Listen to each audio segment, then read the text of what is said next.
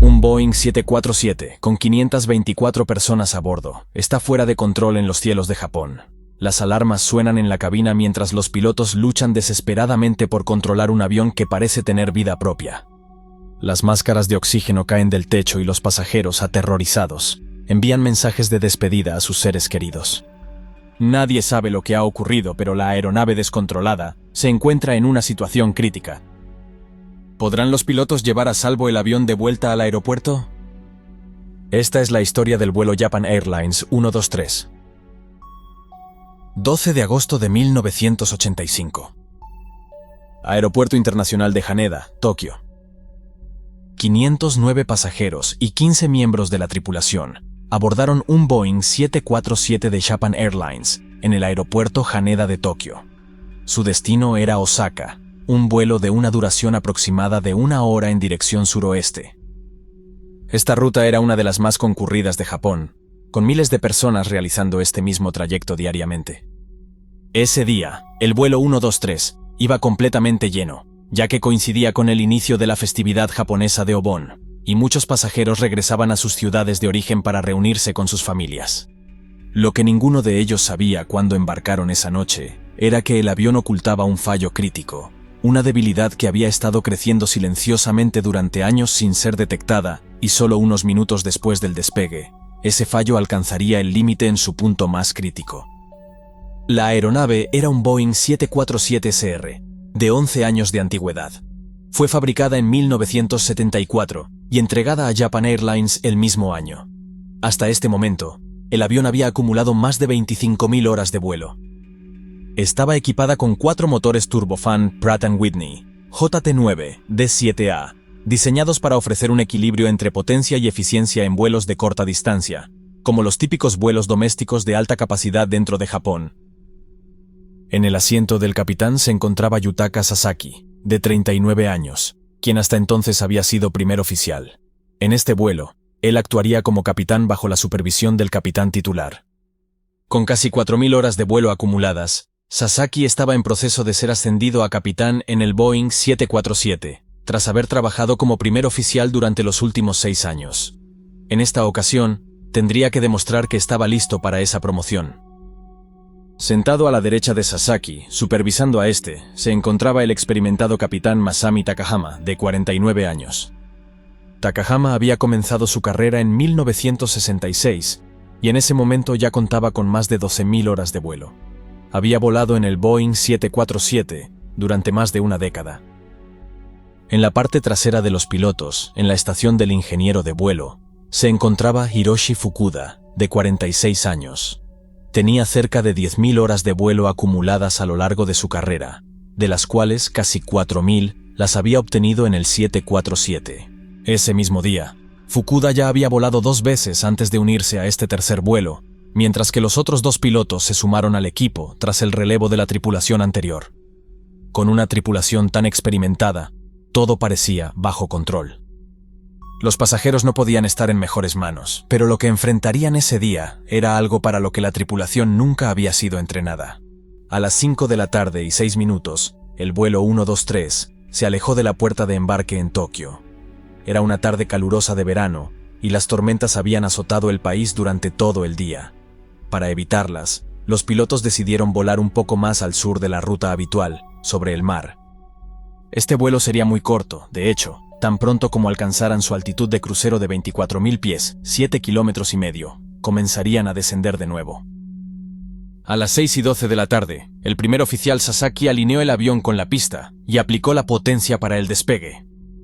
En pocos momentos, el gigantesco Boeing 747, con sus 524 pasajeros y tripulación a bordo, estaba en el aire. El vuelo 123 sobrevoló la bahía de Tokio, realizando un lento giro hacia la derecha rumbo a Osaka. Los primeros minutos transcurrieron sin problemas.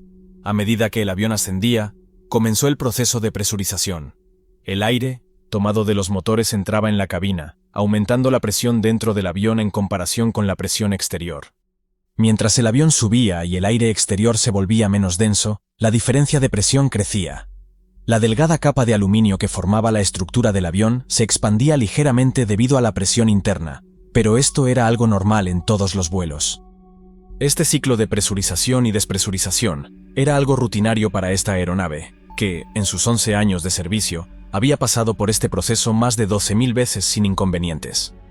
El ingeniero de vuelo monitorizaba la presión de la cabina mientras el avión ascendía, asegurándose de que el aire se mantuviera respirable para los pasajeros. Lo que nadie en ese vuelo sabía era que el mamparo en la parte trasera del avión, una estructura en forma de paraguas diseñada para contener el aire presurizado, tenía una debilidad crítica. Unos años antes, el 2 de junio de 1978, este mismo avión, en el vuelo 115 de Japan Airlines, sufrió un incidente al aterrizar en el aeropuerto de Osaka. Mientras realizaba una aproximación con instrumentos a la pista de aterrizaje, el avión rebotó fuertemente en el primer contacto con la pista. En un intento por corregirlo, el piloto levantó demasiado el morro de la aeronave, lo que causó un fuerte impacto de cola durante el segundo intento de aterrizaje. En este caso, no hubo víctimas mortales, pero varios pasajeros resultaron heridos. Lo crítico en este caso fue que el golpe de cola provocó una grieta en el mamparo de presión trasero. El daño fue tan grave que la aeronave quedó fuera de servicio para realizar reparaciones extensas. Los técnicos de Boeing realizaron las reparaciones necesarias y el avión volvió a operar. Sin embargo, las reparaciones no se habían realizado correctamente y quedaron pequeñas grietas en el mamparo que se iban ampliando lentamente. En el momento del incidente, la aeronave había acumulado 8.800 horas de vuelo. En este momento, tras más de 12.000 vuelos desde aquel incidente, mientras el avión volaba a gran altitud sobre el Pacífico, esa catástrofe oculta estaba a punto de revelarse. Las grietas en el mamparo cedieron, y el aire presurizado dentro de la cabina salió hacia el exterior a través del agujero que se acababa de abrir en la parte trasera del avión. En ese momento, el caos se desató a bordo, cuando el aire que mantenía la cabina a salvo empezó a escapar violentamente por el agujero de la parte trasera del avión. La explosión de presión arrancó una gran parte de la cola del avión, incluyendo el timón, la unidad de potencia auxiliar, APU, y varios sistemas cruciales de control. En la cabina de pasajeros, cualquier cosa que no estuviera asegurada fue succionada y expulsada hacia el exterior por la fuerte corriente de aire. Los paneles del techo en la parte trasera también se desprendieron y fueron lanzados al vacío detrás del avión. En ese mismo instante, las máscaras de oxígeno de los pasajeros se desplegaron y los ocupantes se las pusieron de inmediato. En la cabina, la alarma de altitud sonaba fuertemente, advirtiendo a los pilotos de que el aire en el interior del avión ya no era respirable. Sin embargo, ese sería el menor de sus problemas. Al darse cuenta de la gravedad de la situación, el capitán decidió que lo mejor era regresar a Tokio para intentar un aterrizaje de emergencia. Programó el transpondedor en el código 7700, la señal de emergencia universal, y ordenó al primer oficial que girara el avión de vuelta hacia Tokio.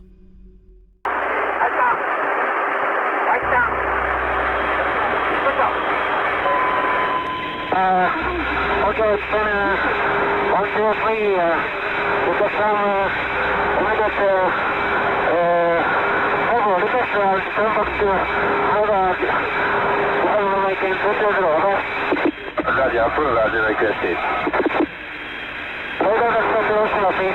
Roger, you want right or left arm? Right heading 090, red avance to Oshima. Cuando el avión intentó girar a la derecha, comenzó a inclinarse bruscamente. A pesar de los esfuerzos del primer oficial, no logró nivelar las alas.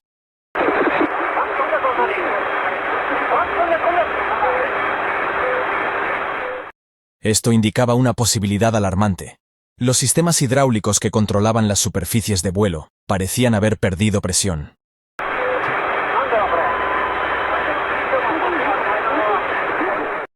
El ingeniero de vuelo, observando los indicadores, vio con horror cómo la presión en todos los sistemas hidráulicos caía rápidamente. Los controles del avión se volvieron completamente inoperables en cuestión de segundos, dejando a la tripulación sin posibilidad de controlar el vuelo de manera efectiva. El capitán le preguntó al ingeniero de vuelo si realmente era cierto que la presión hidráulica había caído a cero.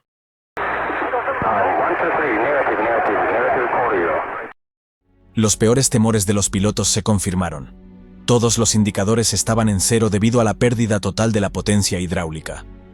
Esto era prácticamente una sentencia de muerte. Sin ella, los controles del avión estaban inservibles. Por más que intentaban utilizar los mandos de control para que el avión subiera, bajara o girara a la izquierda o a la derecha, nada funcionaba. Además, el timón de la aleta de cola, que estaba en las peores condiciones, se había desprendido por completo del avión. Los pilotos habían perdido el control por completo del avión. Esencialmente, iban sentados en él como si fueran pasajeros de su propio avión. El controlador ofreció vectores de radar para guiar a la tripulación de vuelta. El control de tráfico aéreo intentaba ayudar, pero la situación era extremadamente complicada. China 124, fly heading 090, radar vector to Oshima. Ground control, Roger, understood. Para el control del tráfico aéreo, esta fue la primera señal de que se trataba de una emergencia grave. No era simplemente un avión que volvía por un fallo menor o por un pasajero enfermo. Este avión estaba completamente fuera de control. Normalmente, la aleta trasera o el estabilizador vertical de un avión actúan como las aletas de una flecha, estabilizando su trayectoria en el aire. Al no disponer de esta aleta, el vuelo 123 comenzó a balancearse de un lado a otro, como una hoja que cae de un árbol, en un fenómeno conocido como balanceo holandés. El balanceo holandés se describe como movimientos oscilatorios laterales. Esto significa que cuando un avión está bajo el fenómeno del balanceo holandés, se está moviendo alrededor de dos ejes al mismo tiempo. Es causado por un desequilibrio en la estabilidad lateral y direccional. Este movimiento causó náuseas a los pasajeros, muchos de los cuales empezaron a sentirse mal, además del terror causado por la descompresión. Con el timón desprendido del avión, los pilotos no tenían forma de detener ese balanceo lateral. Pero este no era el único problema de control al que se enfrentaban. Sin potencia hidráulica para mover los elevadores del avión, los pilotos habían perdido la capacidad de controlar el cabeceo. Como resultado, el avión entró en un aterrador ciclo de montaña rusa. Primero se inclinaba y comenzaba a subir, pero a medida que ganaba altura perdía velocidad, lo que provocaba que empezara a descender. Al bajar, recuperaba velocidad y volvía a subir, repitiendo el ciclo. Este movimiento, conocido como fugoide, continuaba sin cesar, con el avión ganando y perdiendo miles de pies en cada ciclo. Para los pasajeros, aquello era como una pesadilla. El avión, en sentido literal, estaba fuera de control. Muchos pasajeros empezaron a escribir notas a sus seres queridos. Las asistentes de vuelo corrían por la cabina, instruyendo a los pasajeros sobre cómo usar las máscaras de oxígeno, mientras se detenían de vez en cuando para respirar de las pocas máscaras de repuesto que colgaban del techo. Esta imagen fue tomada por uno de los pasajeros a bordo, mostrando el caos en la cabina. En ella, se puede ver a una azafata tomando oxígeno de una de las máscaras de repuesto. Sorprendentemente, en la cabina, los pilotos aún no se habían puesto las máscaras de oxígeno. Estaban tan concentrados en intentar recuperar el control del avión, que ni siquiera se habían parado a pensarlo. Pero ahora la hipoxia empezaba a manifestarse. La hipoxia se presenta cuando no llega suficiente oxígeno al cerebro, provocando falta de atención, desaciertos, pérdida de memoria y disminución en la coordinación motriz.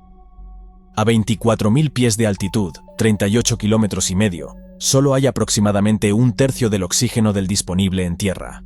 El enfoque del piloto se estaba reduciendo y su capacidad para pensar de manera crítica se deterioraba rápidamente. Durante los siguientes minutos, la conversación entre los miembros de la tripulación se fue volviendo cada vez más escasa.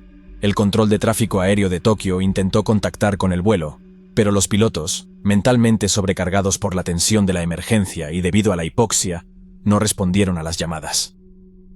Mientras tanto, el resto del tráfico aéreo en la zona continuaba operando con normalidad, recibiendo instrucciones del control para ascender, descender y cambiar de rumbo, para mantenerse alejados del avión de Japan Airlines.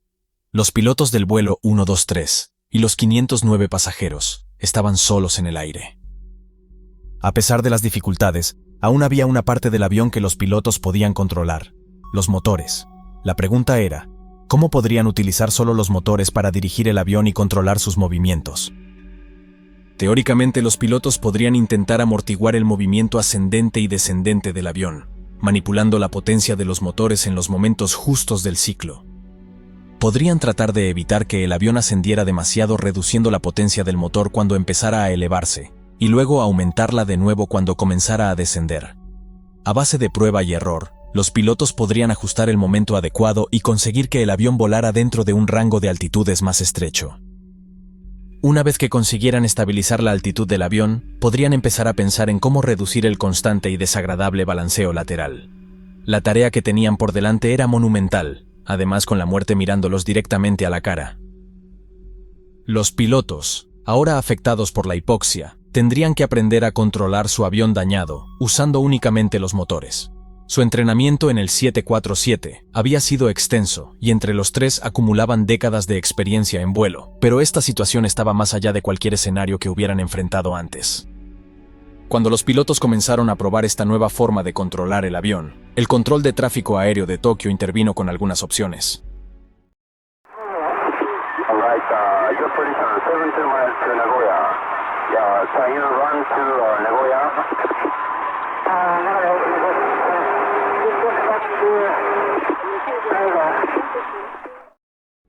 El capitán decidió que prefería regresar a Haneda en lugar de volar a Nagoya. A pesar de que estaba más cerca, Haneda era más grande y contaba con servicios de emergencia más completos. Si lograban llegar a la pista de aterrizaje en Haneda, el accidente sería más controlado que un aterrizaje de emergencia en otro lugar. Sabía que necesitaría toda la ayuda posible para salvar a los 509 pasajeros a bordo. El controlador pudo notar el estrés en la voz del capitán y para aliviar su carga de trabajo, le dijo que podía hablar en japonés a partir de ese momento. Mientras tanto, el ingeniero de vuelo se comunicaba por el interfono con los asistentes de vuelo, que en la parte trasera del avión intentaban entender qué había ocurrido. En ese momento los pilotos aún no conocían completamente la magnitud del daño en el avión.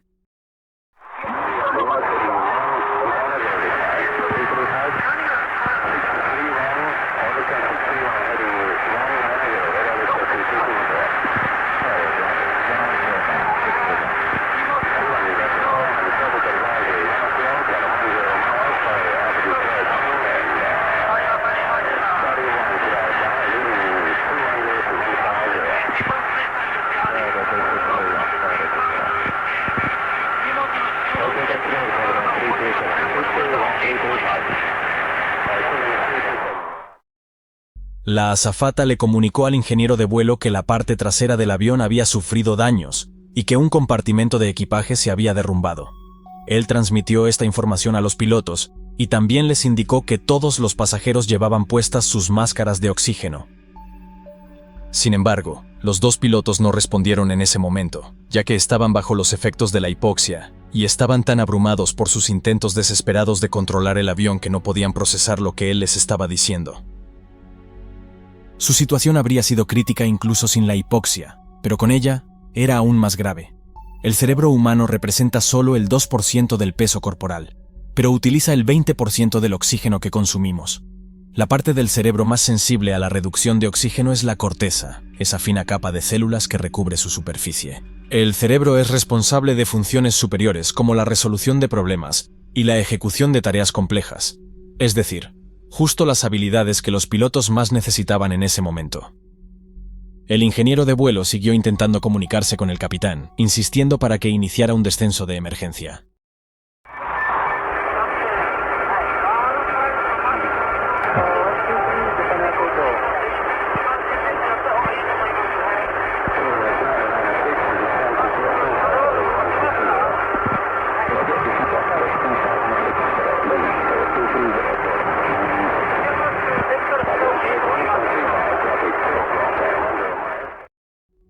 Finalmente, los pilotos respondieron y acordaron que debían ponerse las máscaras de oxígeno y comenzar a descender de inmediato. Sin embargo, esto no fue lo que sucedió. Sin poder pensar con claridad, la tripulación continuó su lucha infructuosa con los controles del avión. A pesar de esto, lograron algunos avances al sincronizar cuidadosamente sus movimientos de las palancas de potencia. Los pilotos consiguieron suavizar los movimientos bruscos del avión. Aunque el ciclo de ascenso seguía, ya no era tan drástico como antes. Esto representó una mejora significativa en su situación y una fuente de esperanza. Ahora habían demostrado que podían controlar la altitud del avión, al menos hasta cierto punto, utilizando solo los motores, pero tendrían que hacer mucho más que simplemente mantener la altitud si querían sobrevivir. De regreso al aeropuerto, Japan Airlines se puso en contacto con los pilotos para preguntarles sobre su ubicación. Habían recibido información del control de tráfico aéreo de que el avión estaba en peligro y de los problemas que enfrentaba, aunque no tenían toda la información. El ingeniero de vuelo les comentó que la puerta derecha en la parte trasera del avión había sufrido daños y que tal vez se había desprendido del avión en ese momento. Aunque esto no era cierto, fue lo único que pudo deducir de su panel de instrumentos mientras intentaba entender los fallos generalizados del avión.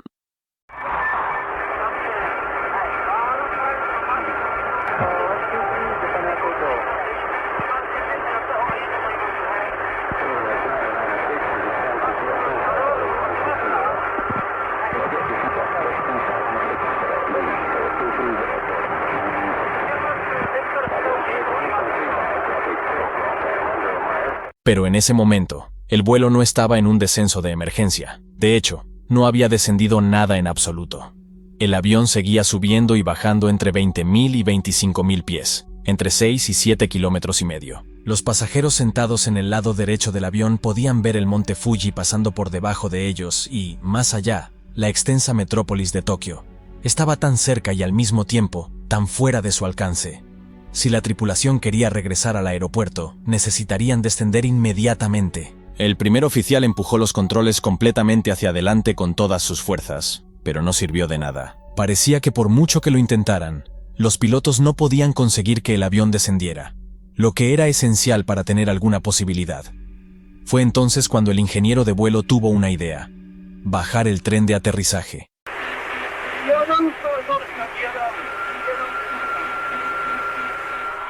Era una buena idea. Esta acción ralentizaría el avión, lo que les ayudaría a descender.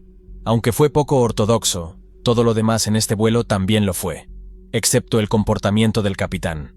No pensaba que fuera posible bajar el tren de aterrizaje sin energía hidráulica. Todos los controles del avión, excepto las palancas de empuje de los motores, se habían convertido en meras decoraciones en la cabina.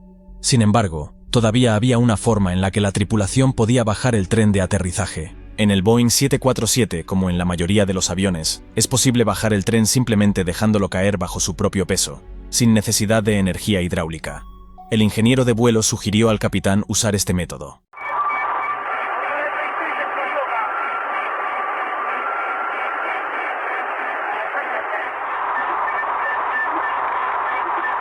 El capitán no estaba seguro de si quería bajar el tren de aterrizaje todavía.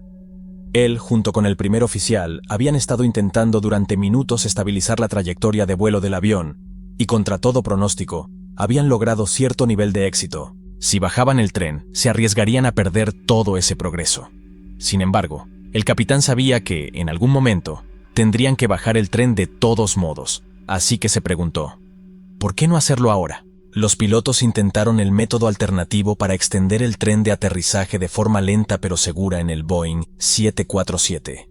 El enorme tren de aterrizaje comenzó a descender unos momentos después. Se quedó abajo y bloqueado en su lugar, pero los resultados fueron mixtos. Por un lado, los movimientos hacia arriba y hacia abajo del avión habían disminuido un poco, pero el cabeceo se había vuelto más intenso. Independientemente de la situación, los pilotos lograron suavizar el movimiento, pero parecía que solo podían controlar un eje a la vez, ya sea el vertical o el horizontal, pero no ambos simultáneamente. Empezaban a darse cuenta de que su situación podría ser desesperada, pero continuaron luchando.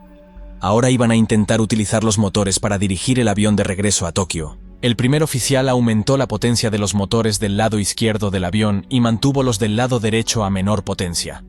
El avión siguió balanceándose de un lado a otro, pero gradualmente comenzó a inclinarse hacia la derecha en dirección a la ciudad. Mientras el enorme avión realizaba el giro, el control de Tokio intentó contactar a la tripulación.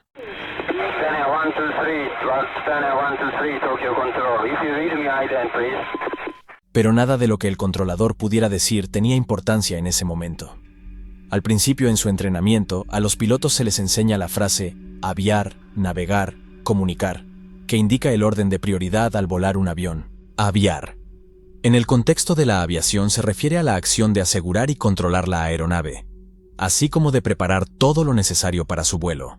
Sin embargo, los pilotos del vuelo 123 apenas pudieron cumplir con la primera de estas tareas. La comunicación con tierra era lo último que tenían en mente. El capitán les dijo a sus compañeros que ignoraran al controlador y que se concentraran en volar. El avión, con la potencia de los motores reducida y el tren de aterrizaje completamente extendido, comenzó a descender por primera vez desde que salió de Tokio. Ahora se encontraba por debajo de los 20.000 pies, 6 kilómetros, y el aire tendría suficiente oxígeno para que los pilotos pudieran respirar. En ese momento, estaban agotados física y mentalmente, y debido a su estado de hipoxia, no pensaron en cambiar las palancas de empuje que estaban generando alta potencia para detener el giro. Cuando empezaron a orientarse hacia Tokio, en lugar de ajustar las palancas, simplemente redujeron el empuje de todos los motores en lugar de aumentar el empuje de los del lado derecho. El giro que habían iniciado con la intención de regresar a Tokio continuó durante todo el trayecto en la cabina. En ese momento, el suministro de oxígeno de los pasajeros estaba comenzando a agotarse. Si los pilotos no lograban llevar el avión a 10.000 pies, 3 kilómetros, pronto ellos también sufrirían hipoxia. Los sorprendidos espectadores en tierra observaban cómo un 747 surcaba el cielo sobre ellos. Algunas personas tomaron fotos del avión, a pesar de la calidad deficiente de estas. En las fotos, la cola faltante era claramente visible. Era obvio, incluso desde tierra, que este avión estaba en grave peligro. Sin embargo, los únicos que podían hacer algo al respecto eran los 3 hombres en la cabina, y ni siquiera ellos lograban apenas mantenerse en pie.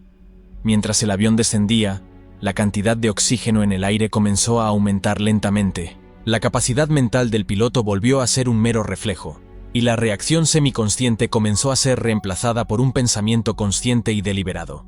Por primera vez desde la explosión, la tripulación pudo pensar en la situación en lugar de simplemente reaccionar. A medida que lo hacían, la verdadera gravedad de la situación se hizo evidente para ellos.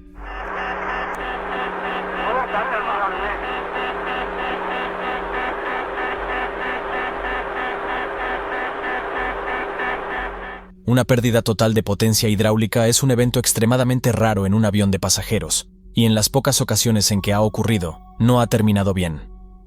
Los pilotos del vuelo 123 eran muy conscientes de esto cuando recuperaron la lucidez a altitudes más bajas.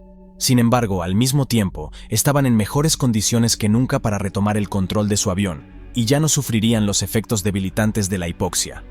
Ahora podrían coordinar sus esfuerzos para resolver problemas y trabajar juntos como tripulación. En la cabina de pasajeros, una azafata anunció a los pasajeros que pronto podrían quitarse las máscaras de oxígeno, pero esta misma mejora, una altitud más baja, también traía un nuevo peligro. Justo delante del avión se alzaba una imponente cadena montañosa.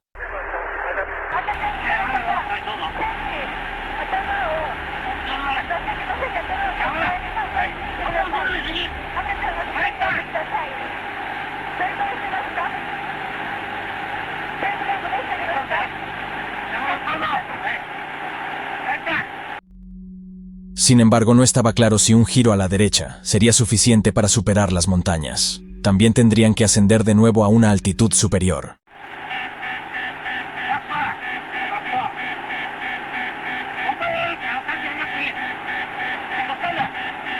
Con todos los motores a máxima potencia, el avión entró en un ascenso tan pronunciado que se arriesgaban a perder velocidad y entrar en pérdida.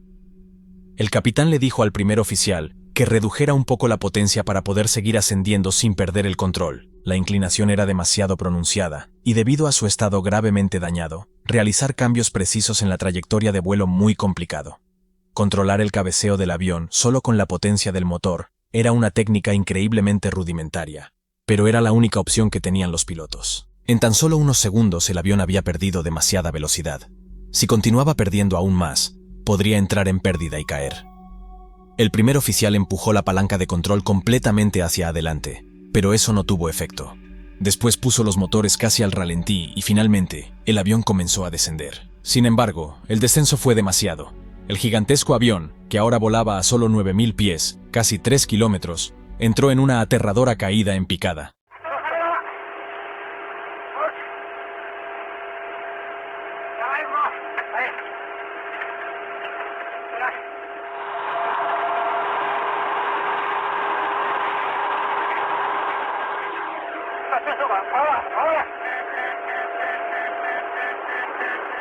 Los pilotos empujaron los 4 aceleradores a fondo en un intento desesperado de recuperar el control del avión tras su descenso. Ahora estaban peligrosamente cerca de las montañas, que comenzaban a bloquear el sol vespertino, mientras el avión seguía perdiendo altitud. En medio de esta lucha por la supervivencia, el control de Tokio intentó contactar a la tripulación usando el sistema de llamada selectiva, cuyo sonido resonaba de forma inquietante en la cabina, mientras los pilotos luchaban por controlar la aeronave, aplicando toda la potencia de los motores. El avión entró en un rápido ascenso con una inclinación que nunca habían experimentado antes. El morro estaba completamente a 40 grados sobre el horizonte, y luego, a medida que la velocidad del aire aumentaba rápidamente, una nueva advertencia se sumó a la situación crítica. El stick shaker comenzó a vibrar los controles del piloto, alertándolos de una inminente pérdida de sustentación. El stick shaker es un dispositivo mecánico diseñado para hacer vibrar de forma rápida y ruidosa el mando de control, la palanca, de un avión, advirtiendo a la tripulación de vuelo que se ha detectado una pérdida aerodinámica inminente.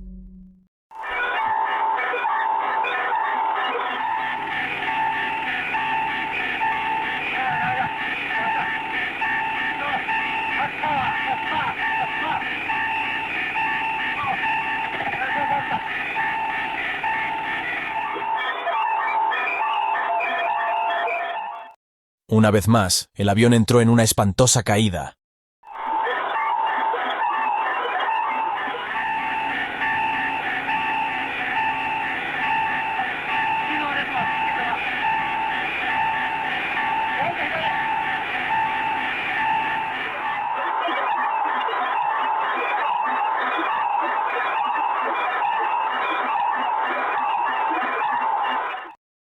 Los pilotos sabían que esta situación no podía mantenerse indefinidamente. Se habían convertido en meros pasajeros de su propio avión, reaccionando a sus movimientos erráticos según ocurrían. Un testigo en tierra describiría más tarde los movimientos del avión como los de un borracho tambaleante. Los pilotos sabían que para tener alguna posibilidad de salvar su jet y a los 524 pasajeros y tripulantes, tendrían que intentar algo diferente.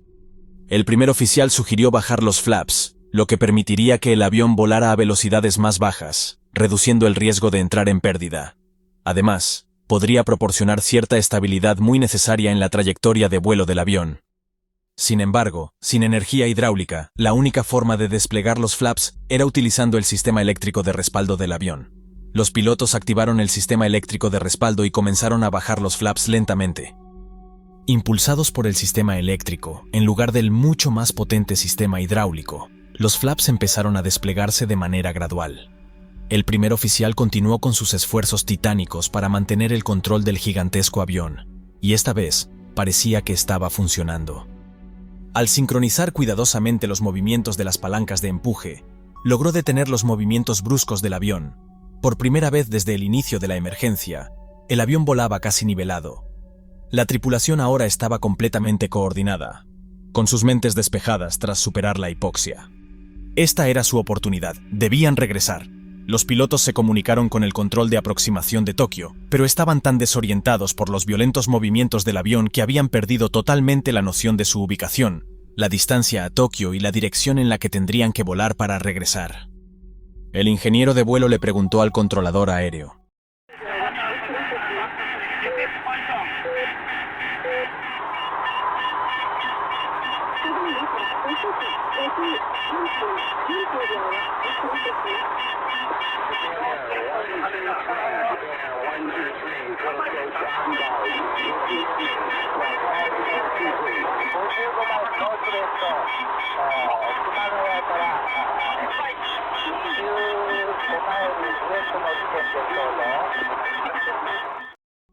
Estaban a 55 millas, 88 kilómetros, al noroeste de Haneda, una distancia que un 747 podría cubrir en cuestión de minutos siempre que pudieran girar y dirigirse hacia Tokio.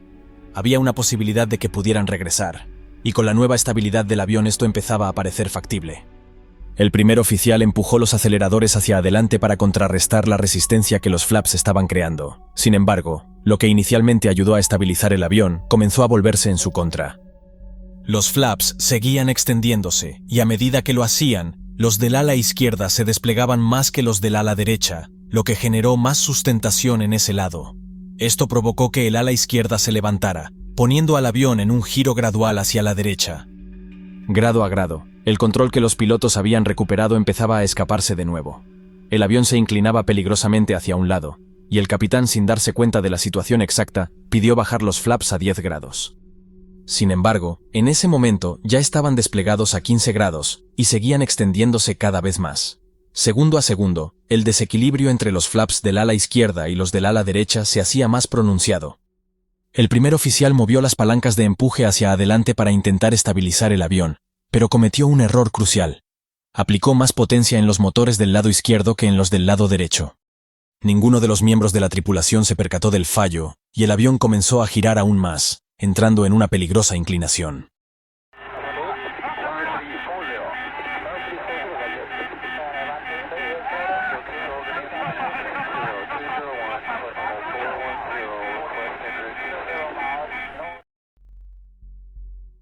El avión se encontraba ahora de costado y dirigiéndose rápidamente hacia las montañas. Volaban a muy baja altitud y apenas había margen para recuperar el control. El avión descendía a más de 18.000 pies por minuto, 329 kilómetros por hora, 10 veces la velocidad normal de bajada. Instintivamente, los pilotos tiraron de los controles con todas sus fuerzas, pero ya era demasiado tarde. La punta del ala derecha y su motor más externo chocaron contra una cresta de montaña y se desprendieron del avión, que giró sobre su parte superior y se precipitó hacia la ladera a cientos de kilómetros por hora, estallando en una enorme bola de fuego. Los controladores de tráfico aéreo, que observaron la escena con impotencia, intentaron contactar con los pilotos, pero no obtuvieron respuesta alguna cuando el avión desapareció de las pantallas de radar.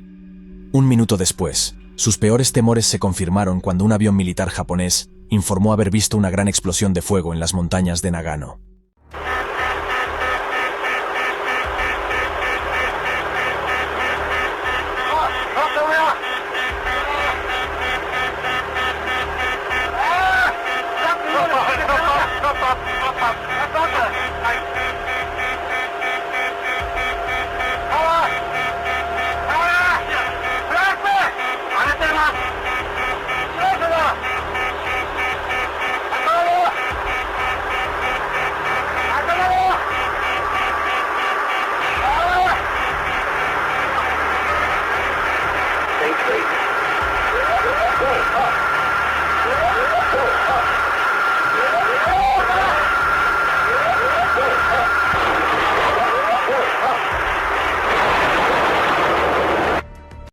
Al perder el control total sobre las superficies estabilizadoras, el avión estuvo oscilando de manera incontrolada, entrando en lo que se conoce como un ciclo fugoide, un patrón de vuelo característico en accidentes donde los controles están inhabilitados. Tras descender a 13.500 pies, 4 kilómetros, los pilotos informaron que la aeronave era completamente incontrolable y sobrevolaron la península de Izu, dirigiéndose hacia el Océano Pacífico, donde lograron girar de vuelta hacia la costa, descendiendo a 6.900 pies, 2 kilómetros.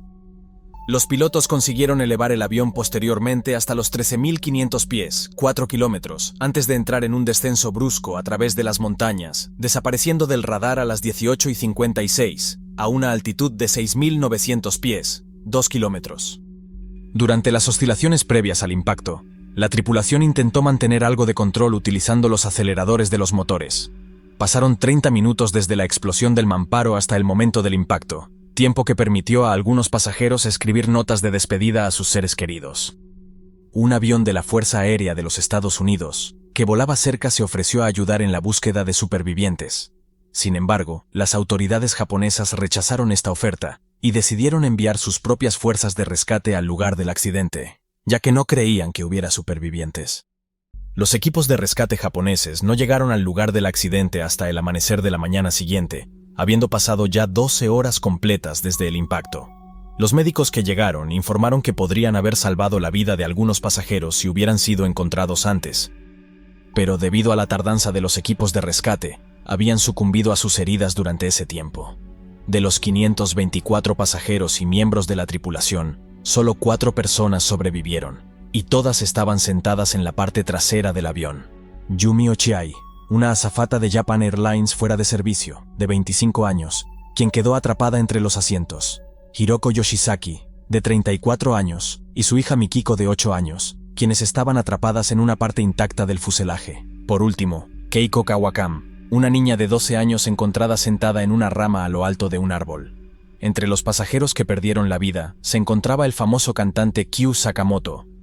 Esta cifra probablemente habría sido mayor si no hubiera sido por la vergonzosamente tardía respuesta de las autoridades japonesas. La azafata de vuelo que sobrevivió al accidente, desde su camilla en el hospital, relató que recordaba el sonido de los rotores del helicóptero mientras gritaba en señal de socorro, a la vez que agitaba las manos. Poco antes, se había despertado entre gritos y gemidos, que fueron desvaneciéndose a lo largo de la noche. A raíz de este accidente, Boeing rediseñó la parte trasera del 747 para evitar que los rápidos picos de presión en el plano de cola causaran el tipo de falla estructural que ocurrió en el vuelo 123. También rediseñaron los sistemas hidráulicos del avión, instalando un fusible que evitaría que la pérdida de la cola del aparato causara el agotamiento total de los 4 sistemas hidráulicos. Japan Airlines también modificó sus procedimientos de mantenimiento, implementando una supervisión más rigurosa de los trabajos de reparación importantes y realizando inspecciones periódicas más exhaustivas. La imagen pública de la aerolínea sufrió un duro golpe tras el accidente, con una caída de más de 1/3 en las reservas en todo el país durante las semanas siguientes. El vuelo 123 sigue siendo, hasta la fecha, el peor accidente aéreo del mundo. Si hubiera algo positivo que se pudiera extraer de esta tragedia, aparte de las mejoras en seguridad implementadas en el 747, es que hoy en día, los esfuerzos de rescate se realizan lo antes posible después de un accidente, sin importar la aparente capacidad de supervivencia. 20 de agosto de 2008. Un McDonnell Douglas MD-82 se accidentó poco después de despegar del aeropuerto de Madrid-Barajas, dejando como resultado 154 víctimas entre pasajeros y miembros de la tripulación. Durante la fase de investigación, en la primera inspección, la causa de este accidente parecía engañosamente simple. Sin embargo, al examinar todo en profundidad, se reveló una historia marcada por trágicas coincidencias e ironías. Esta es una historia compleja, sobre un incidente que estuvo a punto de no ocurrir. Es la historia del vuelo 5022 de Spanair. 20 de agosto de 2008. Aeropuerto de Madrid-Barajas, España.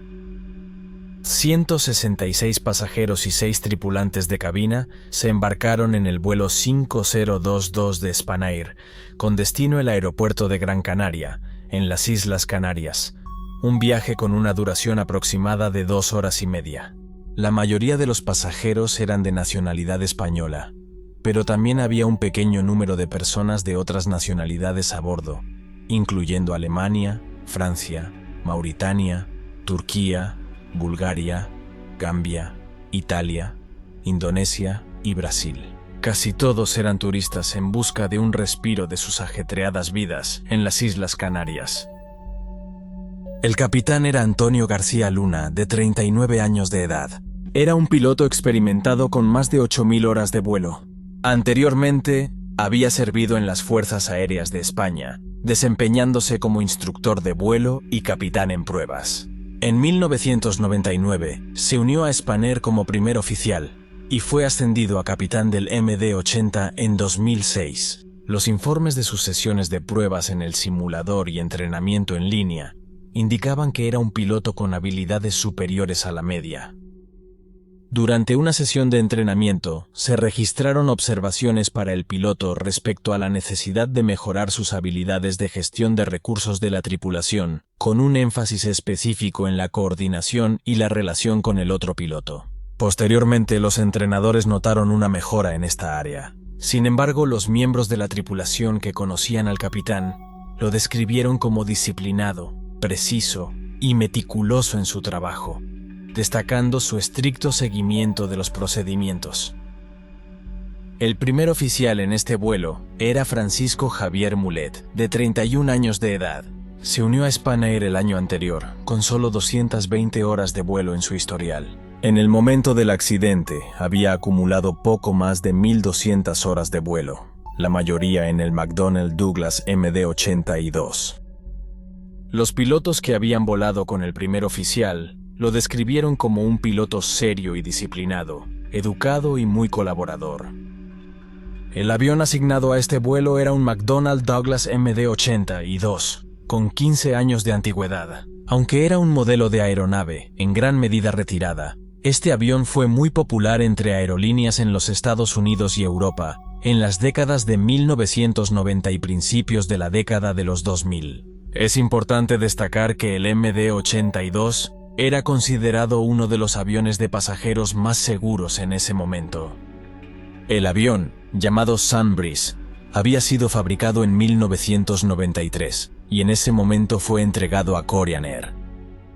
Fue en julio del 99 cuando se unió a la flota de Spanair en España. La aeronave estaba equipada con dos motores Pratt & Whitney J T8D219. Disponía de 167 asientos para pasajeros, 2 asientos destinados a la tripulación de vuelo, un asiento de observador en la cabina de vuelo y 4 asientos designados para la tripulación en la cabina de pasajeros. Poco antes de la 1:30 de la tarde, ya habían realizado todos los preparativos para iniciar el vuelo. En ese momento los pilotos se pusieron en contacto con el controlador de la torre para informar que estaban listos para despegar desde la pista 36L. El controlador les dio la autorización para abandonar la pista, y acto seguido, la aeronave inició la maniobra de despegue. Sin embargo, apenas segundos después, aún sin haber dejado la pista, los pilotos se comunicaron de nuevo con la torre de control, indicando que tenían un pequeño problema y necesitaban salir de la misma. El controlador les autorizó a salir de la pista, y los pilotos se pusieron en contacto con el centro de mantenimiento. El problema detectado estaba relacionado con la sonda de temperatura de la turbina de aire de impacto, la cual mostraba una lectura anormalmente alta. Esta sonda mide la temperatura del aire en las proximidades de la superficie del avión. Cuando un avión se desplaza a través del aire, comprime el aire frente a él, elevando su temperatura. Este fenómeno se intensifica a altas velocidades, como las que alcanzan los aviones a reacción durante el vuelo de crucero. En condiciones normales, suele resultar en un aumento de 30 grados centígrados de la temperatura del aire alrededor del avión. Es esencial medir la temperatura del aire, por 2 razones fundamentales. En primer lugar, permite a los pilotos determinar si deben apagar el sistema antihielo durante el vuelo. Los bordes de las alas se calientan de forma natural debido al aire que se comprime delante de ellos mientras vuelan. En consecuencia, un fallo en el sensor de la temperatura del aire no es crítico si no se espera que haya hielo. No obstante, la segunda razón por la cual los aviones necesitan medir esta temperatura se relaciona con el piloto automático, específicamente con los aceleradores automáticos. Si el sensor de temperatura del aire detecta una temperatura alta, indica que el avión se desplaza a alta velocidad. Esto sugiere que se podría dañar el interior del motor, a menos que se reduzca la potencia del motor. En otras palabras, una temperatura elevada del aire implica una baja aceleración del motor, lo cual no es óptimo durante la fase de despegue y otras fases de aceleración necesarias. En aviones comerciales de pasajeros, esto implica que los despegues deben llevarse a cabo en modo manual, cuando el sensor no está operativo. Es posible que los pilotos no estuvieran seguros de que fuera una buena idea despegar con el sensor defectuoso, considerando su función crucial en el control del acelerador del motor. Por lo tanto, optaron por volver e inspeccionar el sistema. Irónicamente, la sonda en sí incluye un elemento calefactor para evitar el congelamiento, al intentar medir la temperatura del aire circundante. Si este elemento calefactor se mantiene encendido mientras el avión está en tierra, el sensor puede generar una lectura de temperatura artificialmente alta, aunque continúe funcionando. El capitán contactó con el centro de control de mantenimiento, ya que sospechaba que la sonda de temperatura del aire estaba recibiendo una corriente eléctrica inesperada. El centro de control de mantenimiento recomendó a la tripulación que reiniciara el disyuntor Z29, que suministra energía eléctrica al elemento calefactor de la sonda de temperatura del aire. La tripulación realizó este procedimiento, pero la temperatura de la sonda no descendió. Ante esto, los pilotos llevaron la aeronave de vuelta para que los ingenieros de mantenimiento pudieran inspeccionarla. La tripulación mantuvo una discusión detallada con los técnicos, explorando diversas posibilidades para reducir la temperatura de la sonda de temperatura del aire RAM. Se consideró incluso el uso de hielo seco para enfriar la sonda. La cabina se llenó de actividad, con la entrada y salida de personal, incluyendo a los técnicos de mantenimiento. El sobrecargo y otro capitán clave que viajaban en el avión también estuvieron presentes, destacando la importancia de registrar todos los eventos que estaban ocurriendo. En ese momento, la temperatura dentro del avión se elevaba, con una temperatura exterior de 30 grados centígrados, y la aeronave no lograba enfriar la cabina adecuadamente. Tanto los pasajeros como la tripulación empezaron a sentir ansias de partir, mientras los ingenieros dedicaban más de una hora intentando reparar el sensor defectuoso. Aplicaron hielo seco para enfriar el sensor. Finalmente, propusieron que la tripulación desconectara el suministro eléctrico al calentador de la sonda de temperatura, sugiriendo tirar del disyuntor como solución, para cortar el suministro eléctrico al calentador de la sonda de temperatura. Según la lista de equipamiento mínimo, MEL, por sus siglas en inglés, se permitía la operación del avión, con la calefacción de la sonda fuera de servicio, siempre que no se anticipara la presencia de hielo durante el vuelo. Dado que no se esperaban tales condiciones, se desactivó la calefacción de la sonda y el avión fue declarado apto para el servicio. El capitán dio su consentimiento y la tripulación inició los procedimientos para la salida. Una azafata se encontraba en uno de los asientos plegables detrás de los pilotos, discutiendo sobre el sensor defectuoso con el primer oficial, mientras se llevaba a cabo el repostaje de combustible en la aeronave. Poco después de las 2 de la tarde, el capitán salió del avión para supervisar personalmente la operación de repostaje y asegurarse de que se hacía lo más rápido posible. Dado que el avión había regresado de nuevo a la puerta de embarque y habían apagado los motores, los pilotos tuvieron que iniciar los procedimientos desde el inicio, como si fuera un nuevo vuelo. Esto implicaba contactar al control de tráfico aéreo para obtener la autorización de vuelo hacia el aeropuerto de Gran Canaria. En esos momentos, aún se encontraban sin preparar la cabina para el vuelo, y esto generaba una atmósfera agitada dentro de la aeronave.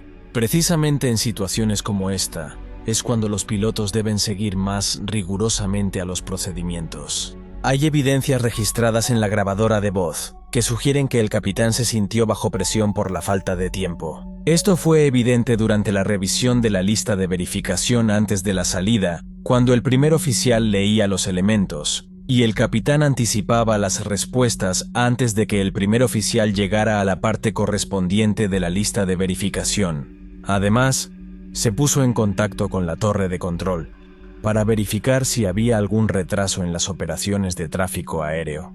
Aunque era responsabilidad del primer oficial manejar las comunicaciones por radio, en esta ocasión, el capitán asumió esa labor por él. Después de encender los motores, la tripulación realizó la lista de verificación posterior al inicio, compuesta por un total de 8 elementos. Durante la lectura de los elementos, al llegar al último de ellos, referente a los flaps y slats, el capitán interrumpió al primer oficial antes de que pudiera leerlo, solicitándole que pidiera permiso de taxi al control de tráfico aéreo.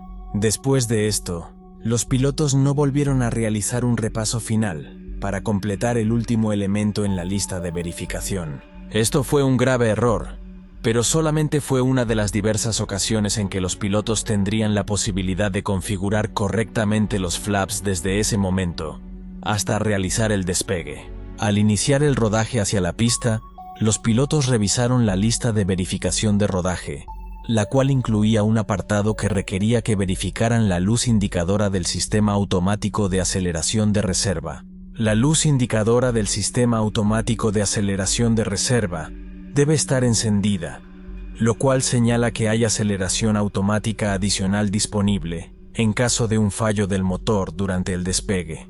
Esta luz debe permanecer encendida para indicar que hay aceleración automática adicional disponible en caso de que ocurra un fallo del motor durante el despegue. Si los slats no están configurados correctamente para el despegue, la luz no se iluminará. Al repasar esta misma lista de verificación, los pilotos tienen otra oportunidad para observar que no han configurado los flaps para el despegue.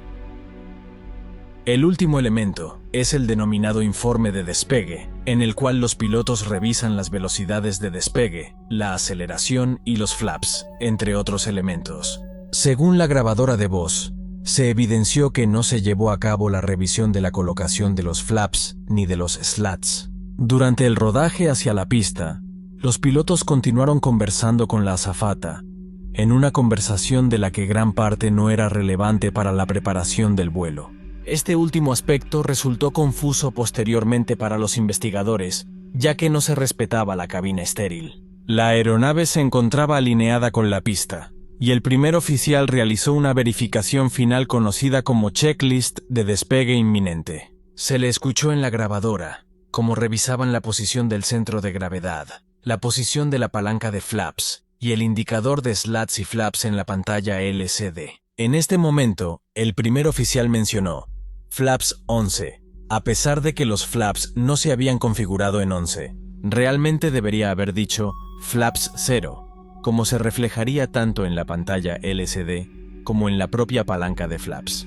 Los investigadores concluyeron más tarde que se produjo un fenómeno conocido como sesgo de expectativa. El primer oficial esperaba que los flaps estuvieran en las posiciones que había indicado, pero no verificó realmente sus instrumentos para confirmar su expectativa.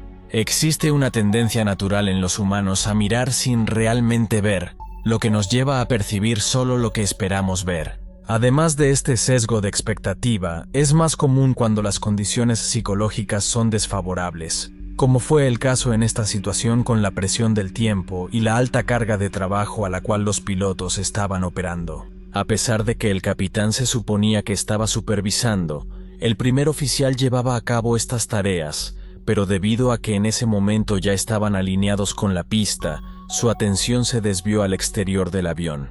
En ese momento ya no había nada que pudiera evitar el accidente, salvo la última línea de defensa conocida como el sistema de alerta de despegue TOWS, Take-Off Warning System. Este sistema emite una alarma cuando los pilotos aumentan la potencia del motor para el despegue, a pesar de que la aeronave no está configurada adecuadamente para el despegue.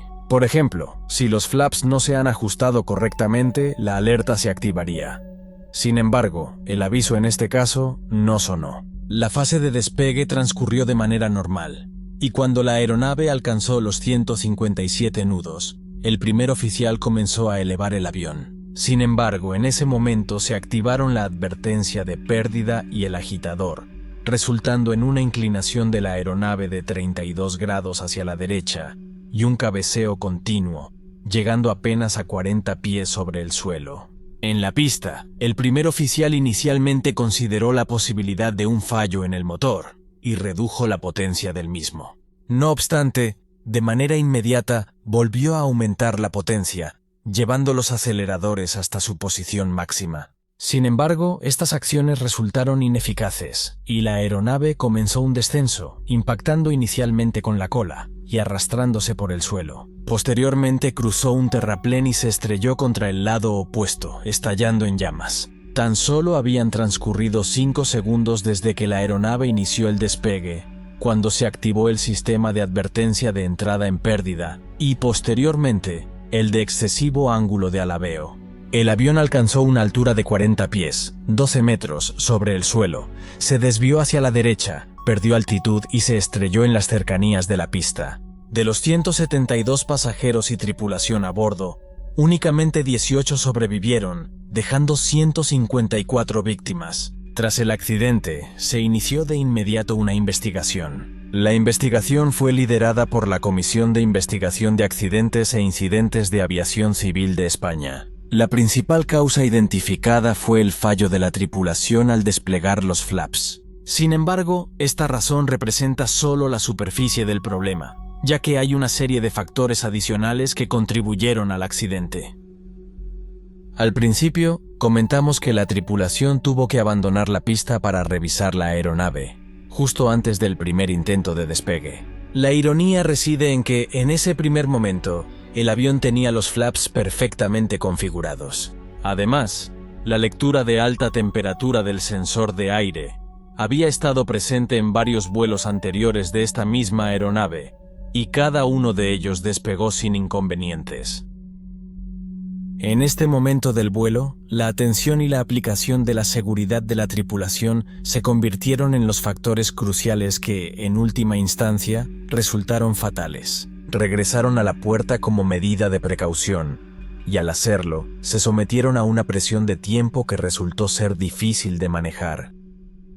Con su enfoque de seguridad disipándose en la pista y bajo la presión de su retraso en constante aumento, la tripulación comenzó a revisar rápidamente las listas de verificación, omitiendo elementos clave y realizando chequeos visuales apresurados, mirando sin realmente observar. Los roles claramente definidos del capitán y el primer oficial empezaron a difuminarse, y dejó de ser evidente quién era el responsable de cada tarea. Otra ironía en este accidente fue el fallo en el sistema de alerta de despegue, la última línea de protección antes del despegue. Podría haber estado relacionado con el fallo en la sonda de temperatura del aire, el componente calefactor que provocó el retorno del avión a la puerta de embarque, después de su primer intento de despegue.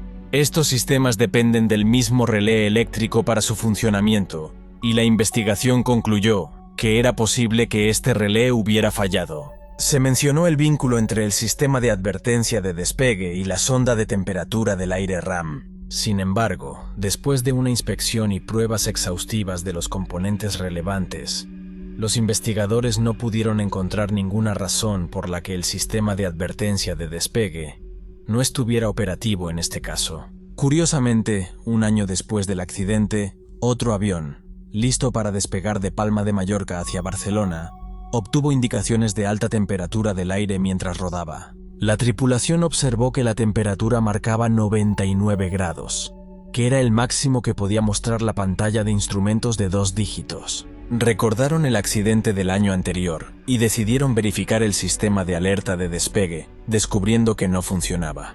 La tripulación volvió a confirmar que su avión estaba correctamente configurado para el despegue, y decidió partir hacia Barcelona después de registrar el fallo en el libro de mantenimiento del avión. Se informó que la compañía tenía conocimiento de 6 casos notificados por aerolíneas entre los años 2000 y 2008, en los cuales se combinaron altas temperaturas del aire y pruebas fallidas del sistema de alerta de despegue.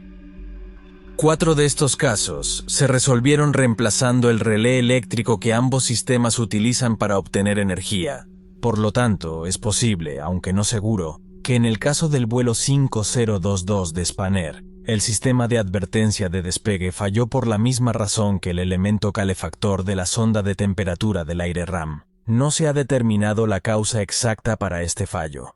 No obstante, el informe final sobre este accidente incluyó una serie de recomendaciones para prevenir la recurrencia de incidentes similares en el futuro.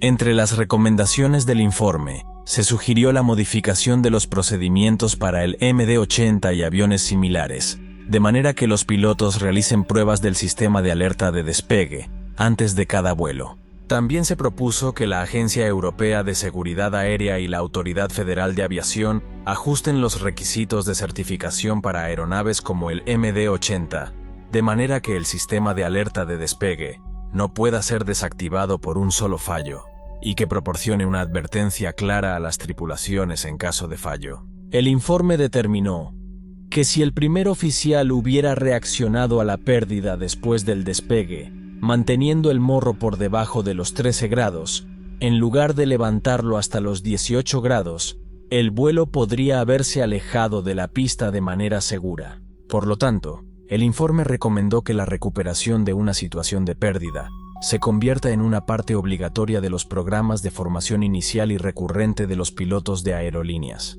Finalmente, se hicieron una serie de recomendaciones relacionadas con la gestión de recursos de la tripulación, ya que este fue un factor clave en el accidente de Spanair. Entre ellas, se encontraba la recomendación de que la Agencia de Seguridad de la Aviación Europea, EASA, evaluara los programas de formación de las aerolíneas para asegurar que se enfatizara el concepto de cabina estéril, junto con las consecuencias de distracciones incluso menores. También se sugirió incluir ejemplos de accidentes en los que la falta de una cabina estéril fue un factor relevante.